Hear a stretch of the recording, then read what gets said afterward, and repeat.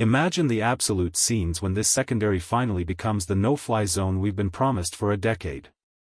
The front office has treated the safety position like an afterthought for far too long, but with a brand new defensive coaching staff and a schematic revolution incoming, the excuses have officially hit a dead end.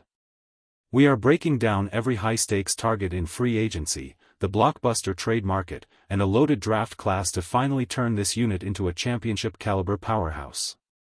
Before we dive into the film and the fits, do me a massive favor, smash that like button, share this video on your socials, and subscribe right now so you never miss an update on our road to the Super Bowl. The arrival of a new defensive vision means specific traits are now non-negotiable, and it starts with players who already have the playbook etched into their DNA. There is a massive, undeniable buzz around a certain standout from Philadelphia who has been linked to us since the very second our new defensive passing game coordinator, Christian Parker, was hired. We're talking about Reed Blankenship. Now, look, if you live and die by the PFF grades, you might point out that his play dipped a bit last year, but let's be real, the Eagles' entire defense was a dumpster fire toward the end. Blankenship knows this system inside and out. He understands the split safety looks that Christian Parker craves, and he's an immediate, high IQ upgrade over the inconsistent play we rolled out last season. He provides that veteran stability and communication that saves games in the fourth quarter. But here is the real question to kick things off: do you actually trust a former rival like Blankenship to come in here and lead our secondary, or is bringing in an Eagle always a recipe for disaster? If we look further west, there's a highly productive starter from Arizona who remains one of the most criminally underrated players in the entire NFL.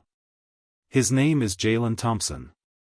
Because he plays for the Cardinals, nobody in the national media ever talks about him, but the tape doesn't lie. He has been a model of productivity and reliability. The overlap here is staring us right in the face. Our new secondary coach, Ryan Smith, was the cornerbacks coach in Arizona.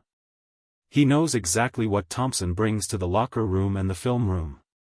Thompson isn't a household name yet, but he's effective, he's durable, and most importantly for this front office, he likely won't break the bank. We know how this team loves a value signing, and Thompson fits that mold while providing starter-level impact.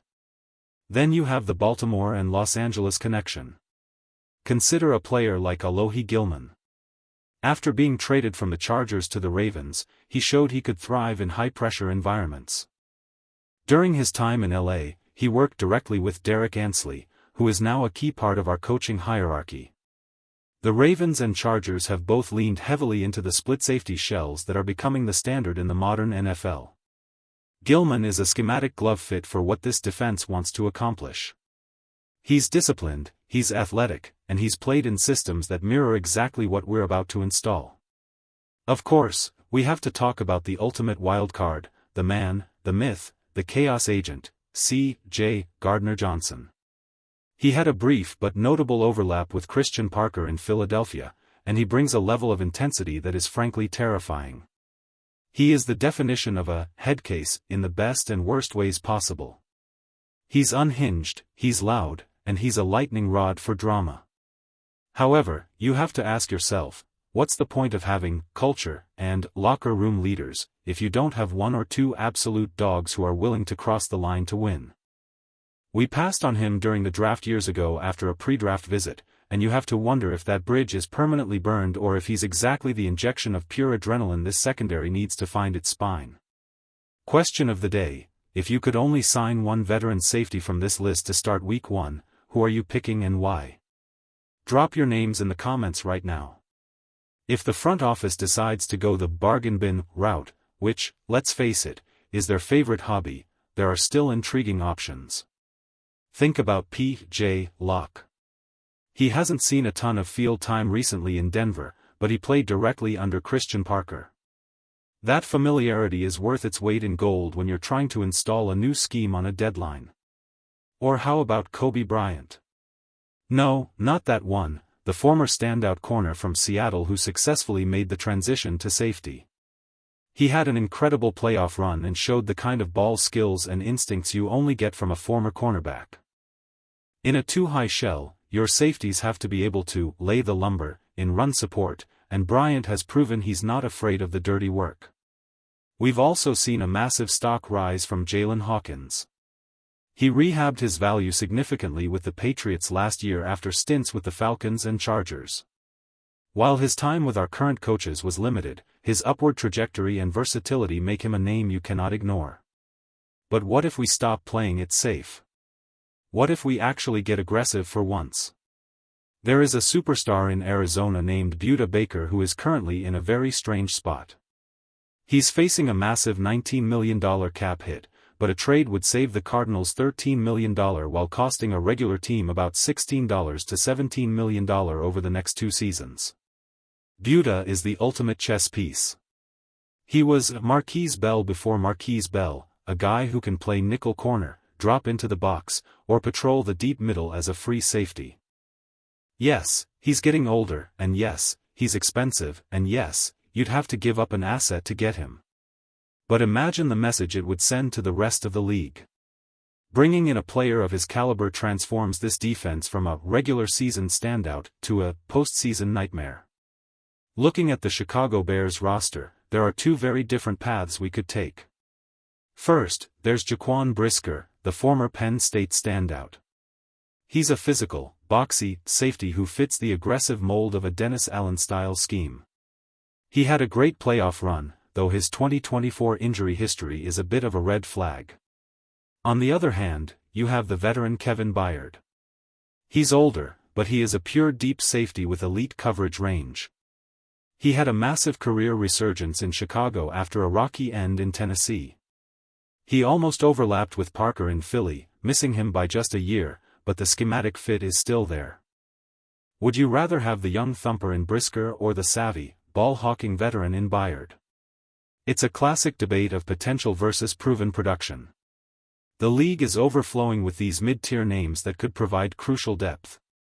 You've got Brian Cook from the Chiefs, a hard hitter who might be the odd man out because Kansas City simply can't afford to keep all their secondary stars.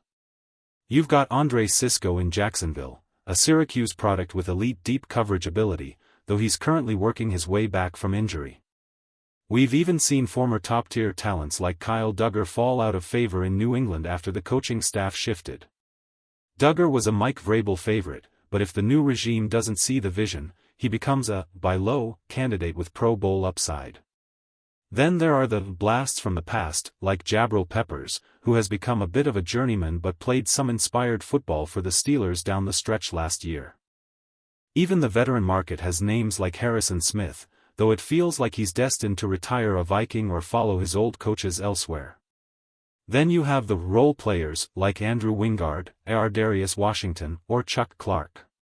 These are guys who have started games, know the grind, and provide the kind of insurance you need when the injury bug inevitably bites in November. We even have to look at guys like Nick Scott, who has deep ties to the Ejiro Evero and Vic Fangio coaching trees. He struggled with the Bengals, but in a system he understands, he could be a serviceable depth piece. But let's be honest, the real excitement is in the NFL draft. For years, I've begged for a true, blue-chip impact safety, and this year's class is absolutely loaded with can't-miss prospects. The dream, the absolute home run, is Caleb Downs. He is a clear-cut, top 10 talent who somehow might slide because teams overvalue quarterbacks and edge rushers. From Alabama to Ohio State, every single time he steps on the grass, he is the best player out there. He is the rangy, instinctive, game-changing playmaker this franchise hasn't had since the Woodson days. If he is sitting there at pick 12, you don't think, you don't blink, you run that card to the podium. If we miss out on Downs, the consolation prizes are still incredible. Dylan Damon out of Oregon is a hybrid beast who can play both strong and free safety roles with ease. His production at Purdue before transferring was elite, and he's the kind of player who will see his stock skyrocket during the combine. Then there's Quinyon Mitchell's successor in the small school superstar category, Emmanuel McNeil-Warren out of Toledo. This kid dominated the MAC, forcing fumbles left and right. He has first-round traits and an absolute nose for the football. The talent pool is deep. You've got Kamari Ramsey at UCLA, who might be a value pick after a slightly quieter season. You've got Zaki Wheatley out of Penn State, and we know those Penn State boys are athletic freaks who will blow the doors off the combined testing. Even local products like Bud Clark from TCU have shown the ball skills and size necessary to thrive in Christian Parker's vision. And keep an eye on Jalen Kilgore, who some are calling Marquise Bell 2.0. While he might not be a top 75 lock yet because of his tackling consistency, his length and 8 career interceptions make him an incredibly toolsy prospect that a coach like Parker would love to mold. We are going to be tracking every single one of these names, every workout, and every rumor all off-season long. This is the year we stop settling for good enough at the safety position. This is the year we build a secondary that actually strikes fear into opposing quarterbacks. Make sure you are locked in and subscribed so you don't miss a single breakdown or breaking news update. The road to the draft is just getting started, and the safety position is going to be the biggest storyline of the spring.